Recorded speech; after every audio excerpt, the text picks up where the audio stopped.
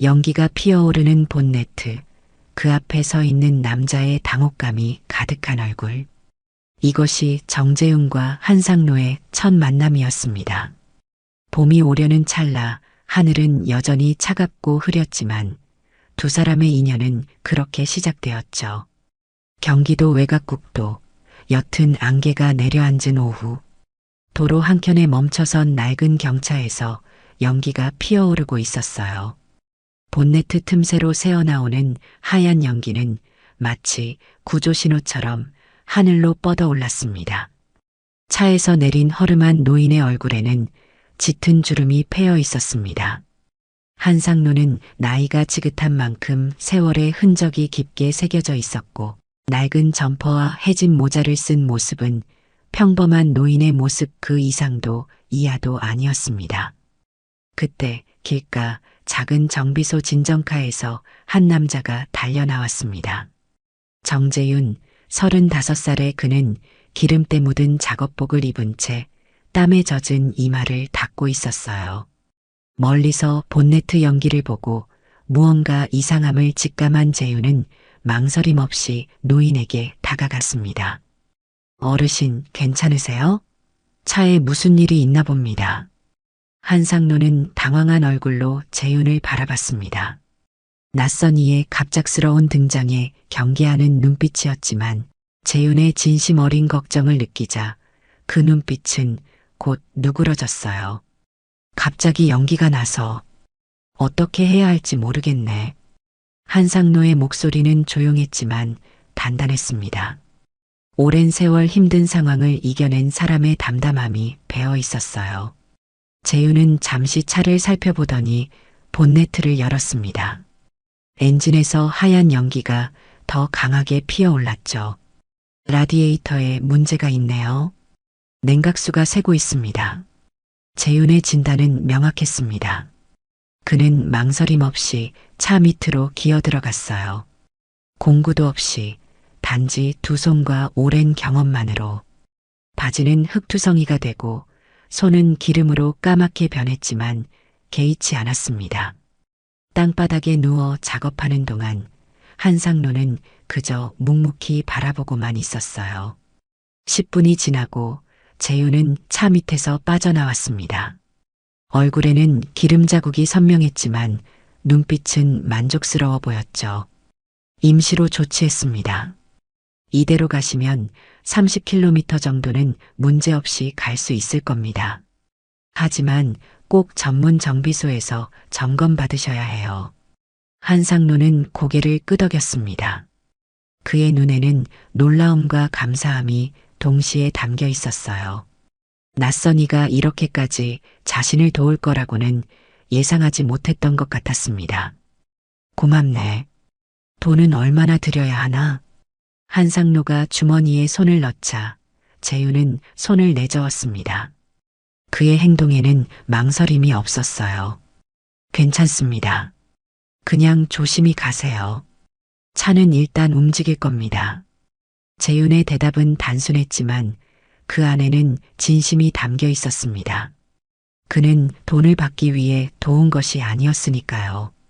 한상로의 눈이 잠시 재윤의 얼굴을 찬찬히 바라봤습니다. 마치 무언가를 기억하려는 듯한 깊은 시선이었어요. 두 사람은 서로의 이름도 묻지 않은 채 헤어졌습니다. 한상로는 고개를 숙여 인사하고 차에 올랐고 재윤은 손을 흔들며 그를 배웅했어요. 연기가 멈춘 경차는 천천히 도로로 다시 진입했습니다.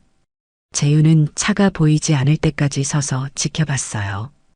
그의 얼굴에는 알 수 없는 감정이 스쳐 지나갔습니다. 봄바람이 불어오며 도로 위에 먼지를 날렸습니다. 재윤은 천천히 자신의 정비소로 발걸음을 옮겼어요. 그는 그저 지나가는 한때의 만남이라고 생각했을 뿐, 그 짧은 교류가 자신의 인생을 완전히 바꿔놓을 거라고는 상상조차 하지 못했습니다.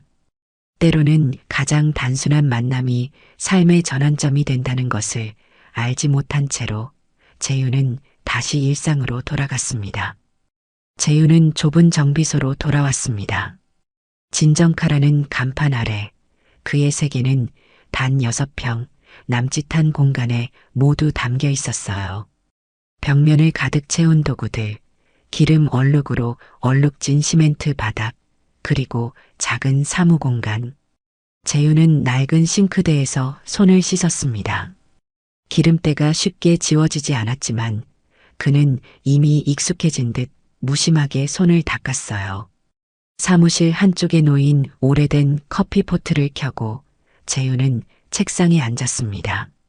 커피 한 잔은 그의 하루를 지탱하는 작은 위안이었어요.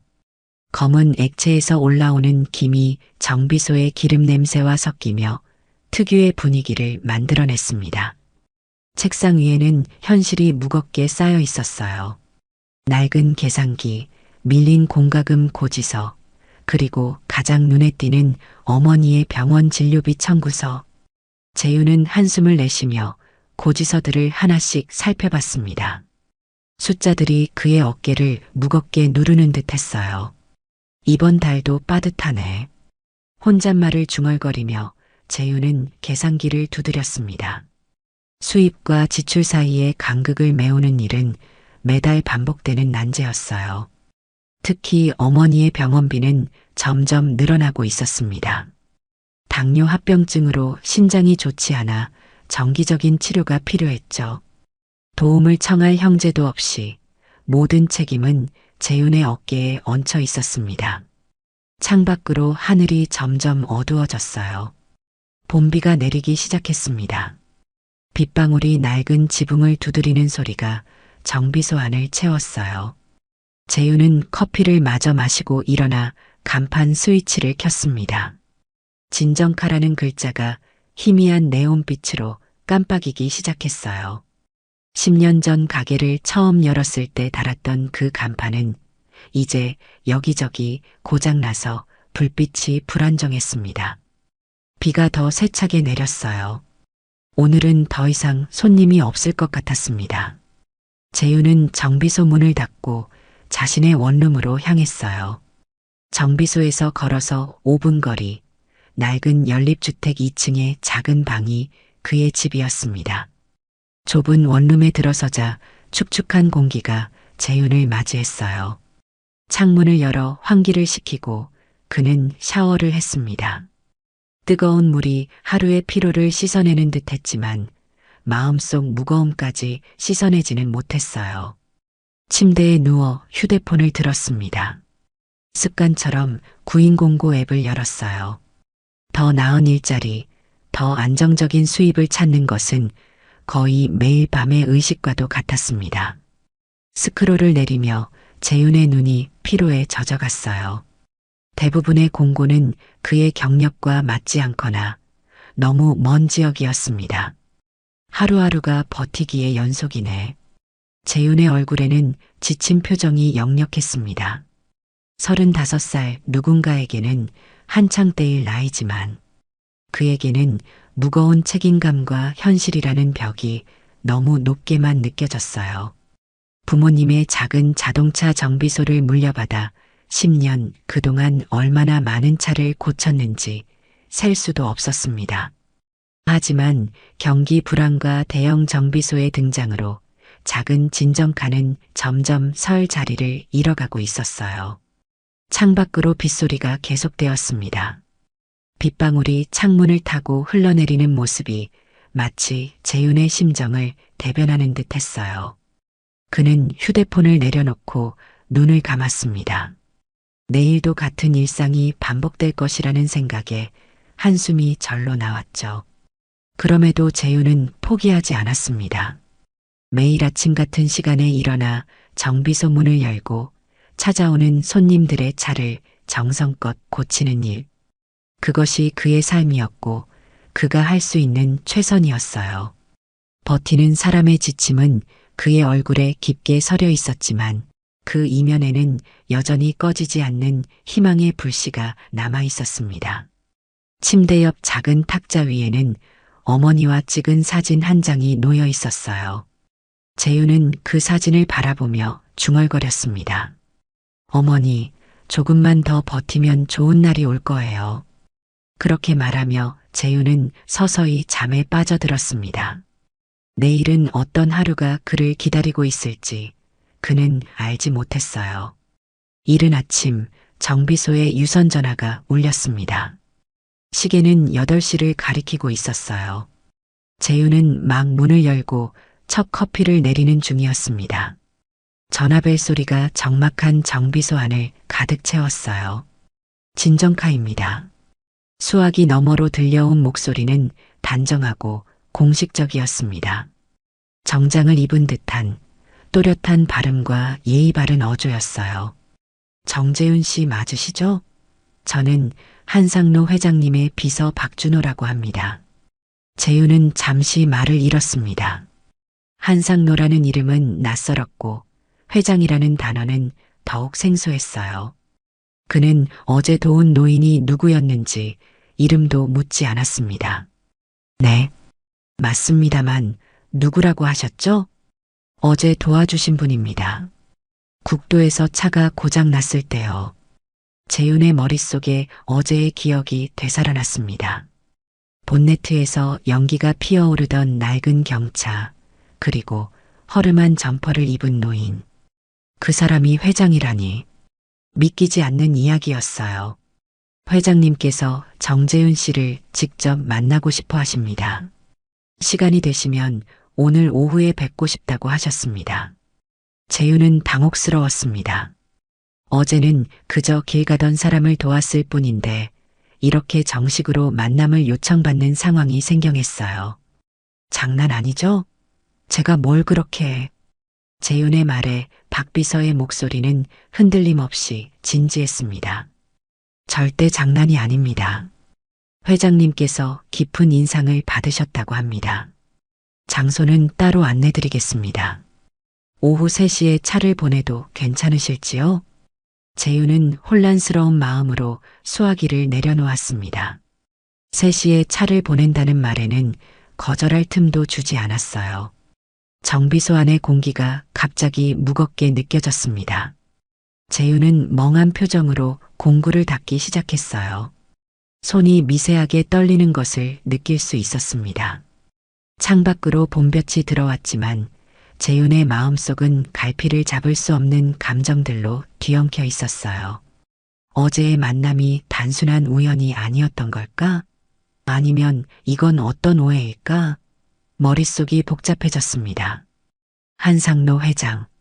재윤은 중얼거리며 인터넷을 검색했습니다. 검색 결과에 나타난 정보에 그의 눈이 커졌어요.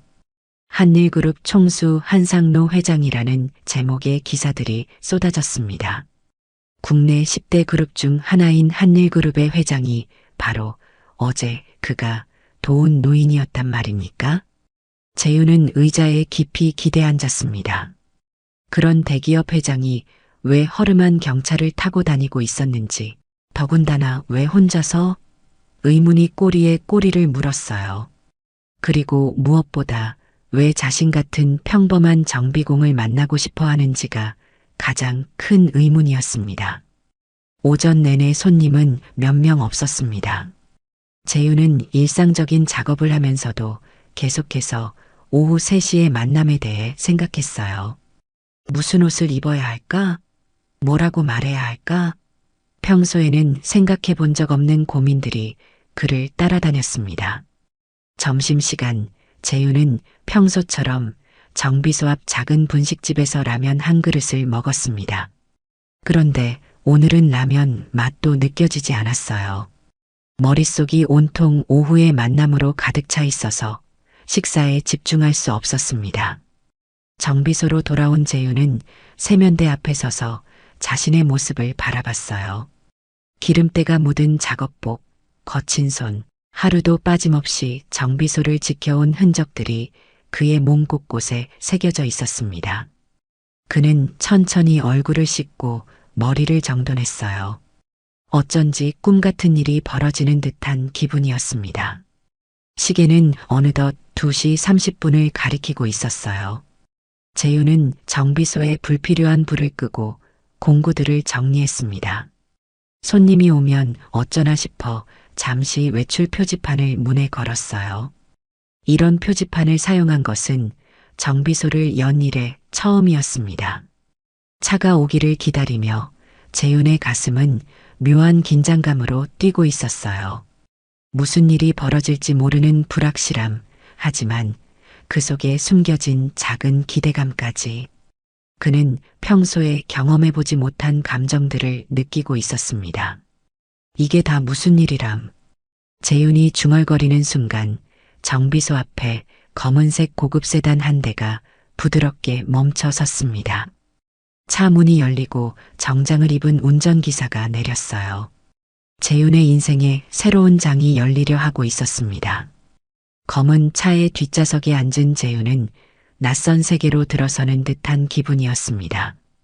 가죽 시트의 부드러운 감촉, 조용히 흐르는 클래식 음악, 그리고 은은한 향기까지. 모든 것이 그의 일상과는 거리가 멀었어요. 어디로 가는 건가요? 재윤의 질문에 운전기사는 간결하게 대답했습니다. 회장님의 별장입니다. 1시간 정도 소요될 예정입니다. 재윤은 창밖으로 흘러가는 풍경을 바라봤습니다.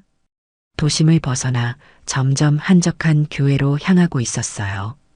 봄이 시작된 산자락은 연두빛으로 물들어가고 있었습니다. 낯선 여정이었지만 이상하게도 마음이 차분해지는 느낌이었어요. 차는 한적한 산길을 따라 올라갔습니다. 도착한 곳은 고유한 한옥 스타일의 별장이었어요. 현대적으로 재해석된 한옥은 자연과 조화를 이루며 산자락에 자리 잡고 있었습니다. 돌계단을 따라 올라가자 넓은 마당이 펼쳐졌어요. 소나무 한 그루가 마당 한가운데에 서 있었고 작은 연못에는 물고기들이 유유히 헤엄치고 있었습니다. 이쪽으로 오시죠. 비서로 보이는 남자가 재윤을 안내했습니다. 나무 바닥을 따라 걸으며 재윤은 자신의 작업복이 이곳과 얼마나 이질적인지 새삼 느꼈어요. 하지만 급하게 갈아입을 옷도 없었고 어쩌면 이것이 자신의 정체성이라는 생각도 들었습니다. 마루에 도착하자 한 남자가 앉아 있었습니다. 어제 본 그 노인이 맞는지 의심스러울 정도로 다른 모습이었어요.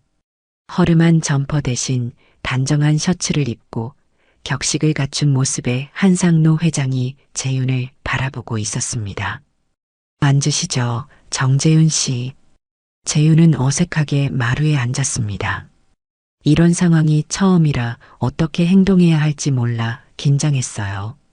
그의 손은 여전히 기름때가 남아 있었고 작업복은 구겨져 있었습니다. 하지만 한상노의 시선에는 그런 외형적인 것을 보는 듯하지 않았어요. 어제는 고마웠습니다. 덕분에 무사히 돌아올 수 있었어요. 한상노의 목소리는 어제와 같이 차분했지만 더 정중했습니다. 재윤은 고개를 숙였어요. 별거 아닙니다. 누구든 그렇게 했을 거예요. 그렇지 않습니다. 요즘 세상에 그런 선의를 베푸는 사람이 얼마나 될까요? 방 안에 침묵이 흘렀습니다. 창밖에서 새소리가 들려왔어요. 너무 정제된 공간에 재윤은 더욱 긴장했지만 한상노의 부드러운 미소가 그 긴장을 조금씩 풀어주고 있었습니다. 궁금하실 테죠? 왜 당신을 이곳까지 부르게 되었는지. 재윤은 고개를 끄덕였습니다. 그것이 바로 가장 알고 싶은 질문이었으니까요. 어제 당신이 제 인생에 어떤 인상을 남겼는지 아십니까? 한상노는 차를 한 모금 마시고 이야기를 이어갔습니다. 50년 넘게 기업을 경영하며 수많은 사람들을 만났습니다. 대부분은 제 지위나 부를 보고 다가오죠. 하지만 당신은 달랐어요. 저를 그저 도움이 필요한 노인으로 봤을 뿐. 재윤은 자신이 한 행동이 그렇게 특별하게 느껴지지 않았습니다. 그저 당연한 일을 한 것뿐이었어요. 더 놀라운 건 당신이 보여준 솜씨였습니다. 공구도 없이 차 밑에 들어가 문제를 해결했죠.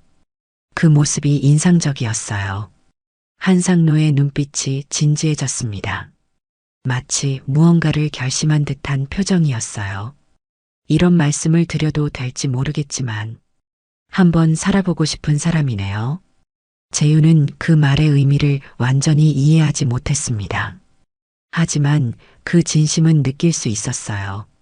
한상노의 눈에는 오랜 세월의 경험과 지혜가 깃들어 있었습니다. 정비소는 언제부터 하셨나요? 대화는 자연스럽게 재윤의 이야기로 흘러갔습니다. 그는 부모님으로부터 물려받은 정비소 이야기, 어머니의 병환, 그리고 점점 어려워지는 경영 환경에 대해 솔직하게 이야기했어요. 평소에는 누구에게도 털어놓지 않던 이야기들이 한상노 앞에서는 자연스럽게 흘러나왔습니다. 한상노는 묵묵히 듣고 있었어요. 판단하거나 조언하지 않고 그저 재윤의 이야기에 귀 기울이는 모습이 인상적이었습니다. 두 사람 사이에는 나이와 지위의 차이를 넘어선 이상한 유대감이 형성되고 있었어요. 대화가 끝나고 한상노는 재윤을 마당으로 안내했습니다. 저녁놀이 산자락을 붉게 물들이고 있었어요. 재윤 씨, 조만간 다시 연락드리겠습니다. 오늘은 그저 서로를 알아가는 시간이었으면 합니다. 재윤은 고개를 숙여 인사했습니다. 그리고 같은 검은 차를 타고 정비소로 돌아왔어요. 돌아오는 길 재윤의 마음속에는 알 수 없는 감정이 일렁이고 있었습니다. 마치 인생의 새로운 장이 열릴 것 같은 예감이었어요. 며칠이 지났습니다. 재윤은 평소와 다름없이 정비소를 운영하고 있었지만 마음 한구석에는 계속해서 한상노 회장과의 만남이 맴돌고 있었어요. 그가 말한 한번 살아보고 싶은 사람이라는 표현이 무슨 의미인지 자꾸만 생각하게 되었습니다. 그날 오후 정비소로 한 남자가 찾아왔습니다.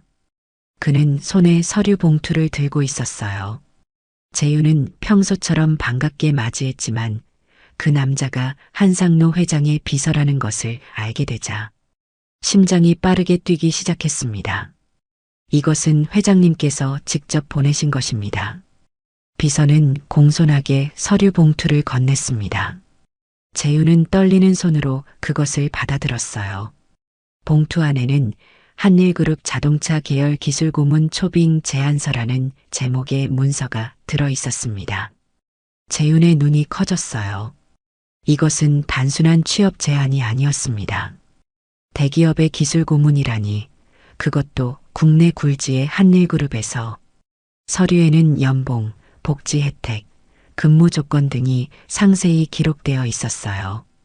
그 금액을 보고 재윤은 숨을 멈췄습니다. 지금 정비소에서 버는 것의 5배가 넘는 금액이었죠. 회장님께서는 이것이 단지 직함만을 위한 제안이 아니라고 말씀하셨습니다. 비서의 말에 재윤은 고개를 들었습니다.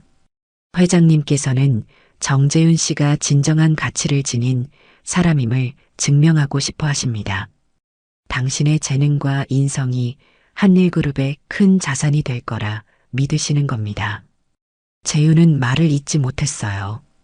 이런 제안을 받다니 꿈만 같았습니다. 하지만 동시에 망설임도 컸어요. 10년 넘게 지켜온 이 작은 정비소를 버릴 수 있을까? 부모님의 유산과도 같은 이곳을 떠날 수 있을까? 생각하실 시간이 필요하실 테죠. 일주일 후에 회장님께서 답변을 기다리신다고 전해달라 하셨습니다. 비서가 떠난 후 재윤은 한참 동안 그 자리에 서 있었습니다.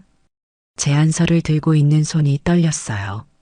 그는 천천히 의자에 앉아 제안서를 다시 꼼꼼히 읽어보았습니다. 현실인지 꿈인지 구분이 되지 않았어요. 그날 저녁 재윤은 병원에 계신 어머니를 찾아갔습니다. 병실 침대에 누워 계신 어머니는 창백했지만 아들을 보는 눈빛은 여전히 따뜻했어요. 재윤은 어머니에게 한상노 회장과의 만남부터 제안서까지 모든 일을 이야기했습니다. 그래서 어떻게 할 생각이니? 어머니의 물음에 재윤은 고개를 숙였습니다. 모르겠어요. 정비소는 우리 가족의 역사인데 그걸 제가 어떻게 포기할 수 있겠어요? 어머니는 천천히 손을 뻗어 재윤의 머리를 쓰다듬었습니다. 그 손길은 재윤이 어릴 적 느꼈던 것과 똑같이 따뜻했어요. 내 아버지가 살아계셨다면 뭐라고 하셨을까? 재윤은 어머니를 바라봤습니다. 아버지의 얼굴이 희미하게 떠올랐어요. 아마 도전해보라고 하셨을 것 같아요. 아버지는 항상 더 넓은 세상을 보라고 하셨으니까요. 어머니는 미소를 지었습니다. 그 미소 속에는 지혜와 사랑이 깃들어 있었어요. 넌 항상 혼자였지만 세상은 늘 그렇게 혼자 두진 않더라. 때론 누군가 내 가치를 알아보고 손을 내밀기도 하지. 그것이 인연이란다. 재윤은 어머니의 말에 깊은 생각에 잠겼습니다. 어쩌면 한상로 회장과의 만남은 단순한 우연이 아닌 그의 인생의 새로운 방향을 제시하는 중요한 전환점인지도 모른다는 생각이 들었어요. 병원을 나오는 길, 재윤의 발걸음은 이전보다 가벼웠습니다. 여전히 결정을 내리지는 못했지만 마음 한켠에 작은 용기가 생긴 듯 했어요. 그는 밤하늘을 올려다보았습니다. 별들이 유난히 밝게 빛나고 있었어요. 새로운 시작. 재윤은 중얼거렸습니다. 그 말이 입에서 나오자 가슴속 깊은 곳에서 무언가가 움직이는 듯한 느낌이 들었어요. 두려움과 설렘이 교차하는 감정. 하지만 그것이 삶이 아닐까요? 안전한 현재와 불확실한 미래 사이에서 고민하는 것. 그리고 때로는 용기 있게 변화를 선택하는 것. 재윤은 그날 밤 오랜만에 편안한 잠을 잤습니다. 꿈속에서 그는 넓은 도로를 달리고 있었어요. 그 길의 끝에는 무엇이 기다리고 있을까? 아직은 알 수 없었지만 그것이 새로운 시작임은 분명했습니다. 일주일이 빠르게 지나갔습니다. 재윤은 고민 끝에 결정을 내렸어요. 그는 한일그룹의 제안을 받아들이기로 했습니다. 물론 쉬운 결정은 아니었어요. 정비소를 떠난다는 것은 단순히 일터를 바꾸는 것 이상의 의미였으니까요.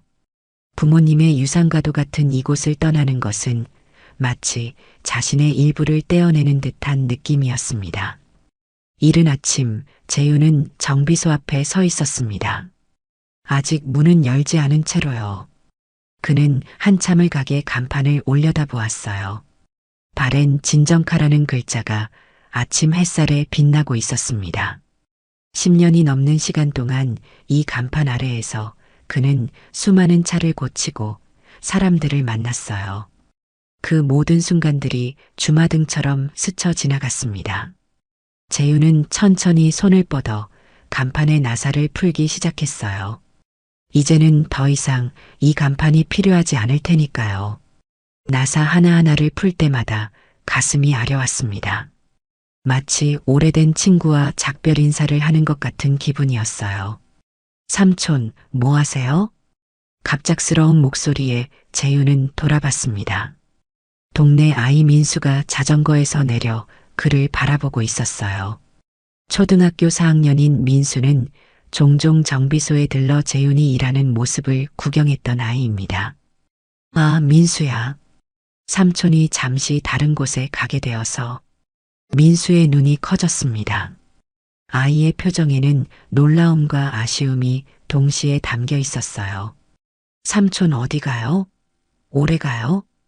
재윤은 잠시 말을 잇지 못했습니다. 그 자신도 얼마나 오래 떠나 있을지 알 수 없었으니까요. 그는 민수의 머리를 가볍게 쓰다듬었어요. 조금 멀리. 차 공부하러 가는 거야. 민수는 고개를 갸웃했습니다. 그의 어린 눈에는 순수한 호기심이 담겨 있었어요. 삼촌은 이미 차 고치는 거 다 알잖아요. 왜 또 공부해요? 재윤은 웃음을 지었습니다. 아이의 단순한 질문에 답하기가 생각보다 어려웠어요. 세상에는 알아야 할 것들이 아직 많이 남아있거든. 더 좋은 기술을 배워서 더 많은 차들을 고치고 싶어? 민수는 진지하게 고개를 끄덕였습니다. 아이에게는 그 설명으로 충분한 듯 했어요. 그럼 나중에 또 와요? 그럼 꼭 돌아올게. 민수는 만족한 듯 다시 자전거에 올라탔습니다. 그리고 손을 흔들며 멀어져 갔어요. 재윤은 한참 동안 아이의 뒷모습을 바라봤습니다. 이런 작은 인연들까지도 그는 정비소와 함께 뒤로 하게 되는 것이었죠. 간판을 내린 재윤은 정비소 안으로 들어갔습니다. 마지막으로 모든 것을 정리할 시간이었어요. 그는 공구들을 하나하나 닫고 서랍들을 정리했습니다. 각각의 물건들에는 그만의 추억이 담겨 있었어요. 첫 번째 고객에게 받은 렌치, 아버지가 남긴 오래된 스패너, 오일 자국이 선명한 작업대까지. 마지막으로 그는 책상 서랍에서 한 장의 종이를 꺼냈습니다. 그리고 천천히 펜을 들어 글을 쓰기 시작했어요. 언젠가 돌아오면 다시 이 문 열어라. 간결하지만 의미가 담긴 글이었습니다. 그는 그 종이와 함께 정비소 열쇠를 서랍에 넣었어요. 이곳을 떠나지만 완전히 버리는 것은 아니었습니다. 언젠가 다시 돌아올 수 있는 자리, 그것이 재윤에게는 중요했어요. 정비소의 문을 닫고 나오는 순간 재윤의 눈가에 작은 물기가 맺혔습니다. 그동안 얼마나 많은 시간을 이곳에서 보냈는지, 얼마나 많은 추억이 이곳에 담겨 있는지 다시 한번 실감했어요. 하지만 동시에 새로운 도전에 대한 설렘도 있었습니다. 재윤은 마지막으로 정비소를 한 번 더 바라보았습니다. 그리고 천천히 몸을 돌려 걸음을 옮겼어요. 봄바람이 그의 구겨진 작업복을 살랑이며 스쳐 지나갔습니다. 햇빛을 받아 반짝이는 그의 뒷모습은 결연하면서도 어딘가 홀가분해 보였어요. 이제 그의 앞에는 새로운 길이 펼쳐져 있었습니다. 한일그룹이라는 커다란 회사, 기술고문이라는 새로운 직함, 그리고 더 많은 배움과 도전의 기회. 재윤은 그것들을 향해 한 걸음씩 나아가고 있었어요. 때로는 떠남이 새로운 시작을 의미하기도 합니다. 재윤의 작은 정비소는 그의 과거였지만 그곳에서 배운 가치와 경험은 미래로 이어지는 다리가 될 것입니다. 그는 그것을 믿으며 앞으로 나아갔어요. 한일그룹 본사 빌딩 앞에 서 있는 재윤의 모습은 이질적이었습니다. 유리와 철골로 지어진 고층 건물은 하늘을 찌르듯이 높았고 그 앞에 선 재윤은 여전히 단정하게 정돈된 작업복을 입고 있었어요. 그는 일부러 새 옷을 사지 않았습니다. 이것이 자신의 정체성이라고 생각했기 때문이죠. 재윤은 깊은 숨을 한번 들이마시고 건물 안으로 들어섰습니다. 로비는 웅장했어요. 대리석 바닥, 높은 천장, 그리고 세련된 인테리어가 방문객들을 압도했습니다. 안내 데스크에서 신분을 밝히자 직원이 공손하게 22층으로 안내해 주었어요. 엘리베이터에서 내리자 한일모터스 기술연구팀이라는 표지가 보였습니다.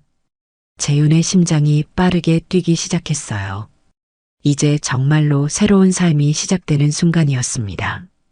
정재윤 씨 기다리고 있었습니다.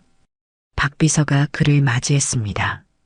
재윤을 본 순간 그의 시선이 작업복에 잠시 머물렀지만 곧 무표정한 얼굴로 돌아갔어요. 그는 재윤을 회사 내부로 안내했습니다. 사무실을 지나가는 동안 정장을 차려입은 직원들의 시선이 재윤에게 집중되었어요. 그들은 수군거리며 이 낯선 작업복 차림의 남자가 누구인지 궁금해하는 듯 했습니다. 재윤은 그들의 시선이 불편했지만 당당하게 걸음을 옮겼어요. 이쪽이 회장님의 집무실입니다. 잠시만 기다려주세요. 박 비서는 문을 열고 안으로 들어갔다가 곧 다시 나와 재윤을 안내했습니다. 넓은 집무실 안에는 한상노 회장이 창가에 서 있었어요. 그는 창밖을 바라보다가 재윤이 들어오자 돌아섰습니다. 정재윤 씨, 오늘부터 한일모터스의 새 가족이 되신 것을 환영합니다. 한상노는 따뜻한 미소로 재윤을 맞이했습니다. 그리고 작업복 차림의 재윤을 보며 의미심장한 눈빛을 보냈어요. 자신의 정체성을 잃지 않는군요. 좋습니다. 재윤은 가볍게 고개를 숙였습니다. 회장의 말에 작은 자부심을 느꼈어요. 것보다 중요한 건 아니니까요. 한상노의 말에 재윤은 고개를 들었습니다. 그것은 마치 자신의 생각을 읽은 듯한 말이었어요. 한상노는 유리창 너머로 보이는 회사 직원들을 가리켰습니다. 많은 사람들이 당신을 외모로 판단할 겁니다.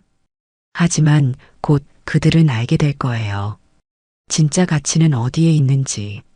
재윤은 창밖을 바라봤습니다. 저 멀리 도시의 풍경이 한눈에 들어왔어요. 이곳은 그의 작은 정비소와는 완전히 다른 세계였습니다. 그 차이가 한순간 그를 압도했지만 곧 그는 마음을 다잡았어요. 회장과의 대화 후 재윤은 기술연구팀에 합류했습니다. 회의실에는 이미 여러 명의 연구원들이 모여 있었어요. 그들은 모두 정장이나 단정한 복장을 하고 있었고 작업복 차림의 재윤을 의아한 눈으로 바라봤습니다. 여러분, 오늘부터 함께 일하게 될 정재윤 기술 고문님입니다. 팀장의 소개에 재윤은 간결하게 인사했습니다. 그가 어디서 왔는지, 어떤 경력을 가졌는지에 대한 설명은 없었어요.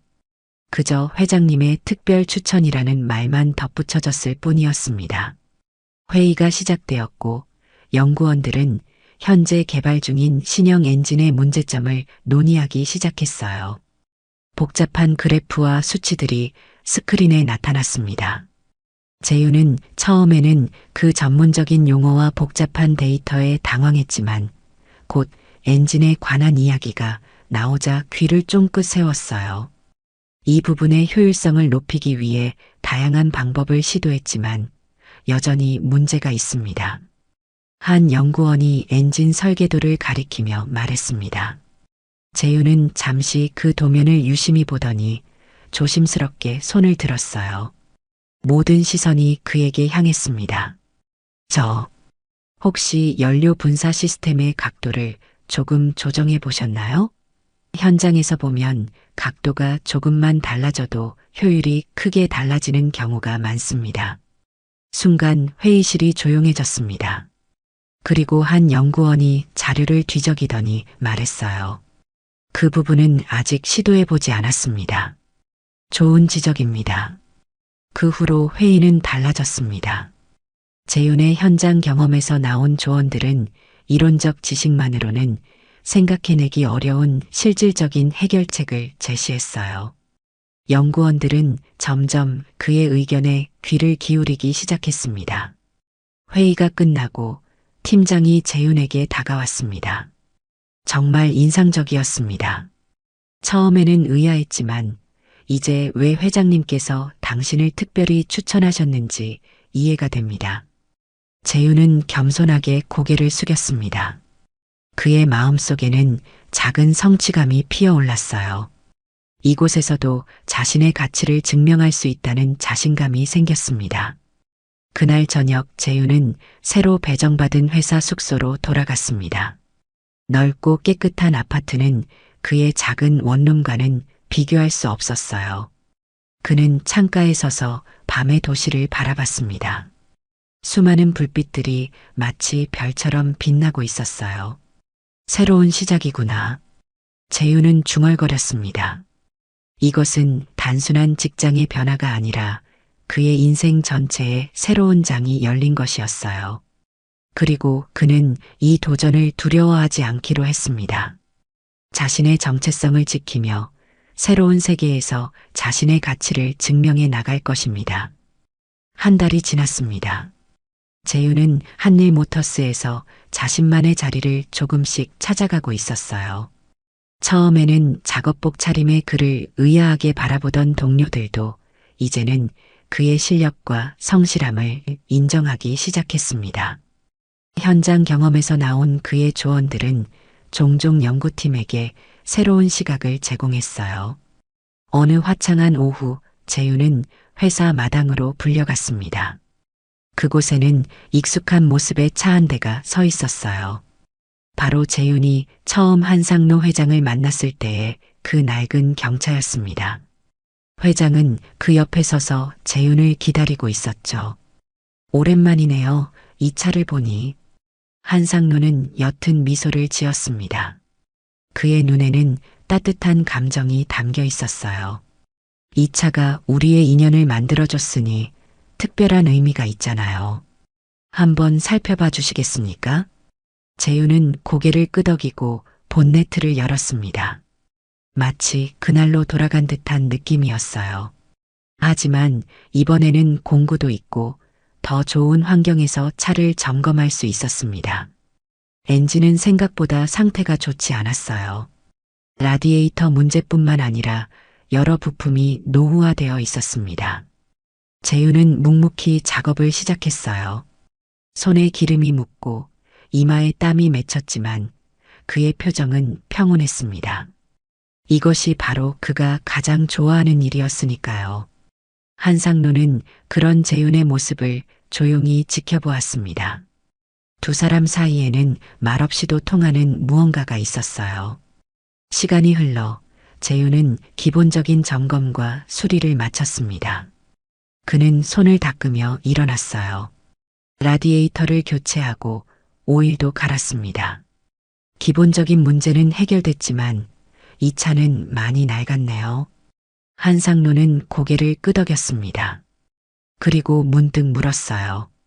이 차, 이제 수리할 필요 없지 않나요? 새 차를 살 수도 있을 텐데.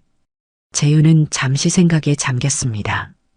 그리고 천천히 경차의 본네트를 쓰다듬었어요. 마치 오래된 친구를 대하듯 부드러운 손길이었습니다. 이 차는 아직 멀리 갈 수 있습니다. 재윤의 대답에 한상노의 눈이 빛났습니다. 그것은 단순히 차에 대한 이야기가 아니었어요. 오래되고 낡았지만 여전히 가치가 있는 것들에 대한 이야기였습니다. 한상노는 그 의미를 정확히 이해한 듯 했어요. 당신은 정말 특별한 사람이군요. 정재윤 씨. 두 사람은 말없이 서서 그 낡은 차를 바라보았습니다. 봄바람이 불어와 그들의 머리카락을 가볍게 흔들었어요. 이 순간 그들은 서로 다른 세계에서 온 두 사람이 아니라 같은 가치를 공유하는 동료 같았습니다. 처음 당신을 만났을 때 저는 알았어요. 당신이 특별하다는 것을. 한상노의 말에 재윤은 고개를 들었습니다. 특별한 건 아닙니다. 그저 제가 할 수 있는 일을 했을 뿐이에요. 바로 그거예요. 자신의 일에 진심을 다하는 사람. 그런 사람이 점점 줄어들고 있는 세상에서 당신 같은 사람은 보물과 같습니다. 재윤은 쑥스러워하며 웃었습니다. 그는 결코 자신을 특별하다고 생각하지 않았어요. 그저 정직하게 살아왔을 뿐입니다. 한상노는 재윤의 어깨를 가볍게 짚었습니다. 두 사람의 시선이 마주쳤어요. 우리 회사에 와줘서 고맙습니다. 당신 같은 사람이 더 많은 젊은이들에게 영향을 주길 바랍니다. 재윤은 고개를 숙였습니다. 가슴속에서 따뜻한 감정이 일렁였어요. 그것은 단순한 인정이 아니라 진정한 유대감이었습니다. 두 사람은 나란히 서서 경차의 보닛에 손을 얹었습니다. 한때 도움을 받던 자와 한때 돕던 자의 손이 이제는 같은 차체를 붙잡고 있었어요. 그 장면은 마치 하나의 그림처럼 완벽했습니다. 봄볕이 두 사람을 비추었고 따스한 온기가 퍼져나갔습니다. 정비소의 작은 주인이었던 재윤은 이제 대기업에서 자신의 가치를 인정받고 있었어요.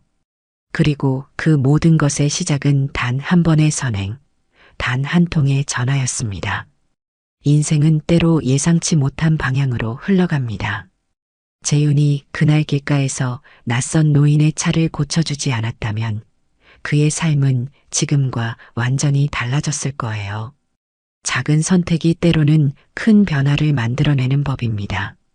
재윤의 얼굴에는 이제 더 이상 버티는 사람의 지침이 없었습니다. 대신 자신감과 평온함이 깃들어 있었어요. 그는 여전히 자신의 정체성을 잃지 않은 채 새로운 세계에서 빛나고 있었습니다. 두 사람의 손 한때 도움을 받던 자와 한때 돕던 자가 같은 차체를 붙잡고 있는 모습, 그것은 마치 세상의 진정한 유대감이란 무엇인지를 보여주는 듯 했습니다. 이들의 이야기는 단순한 성공담이 아니라 인간적 가치와 진정성에 관한 이야기였어요. 누군가의 고맙습니다는 때론 인생을 바꾸는 자격이 됩니다.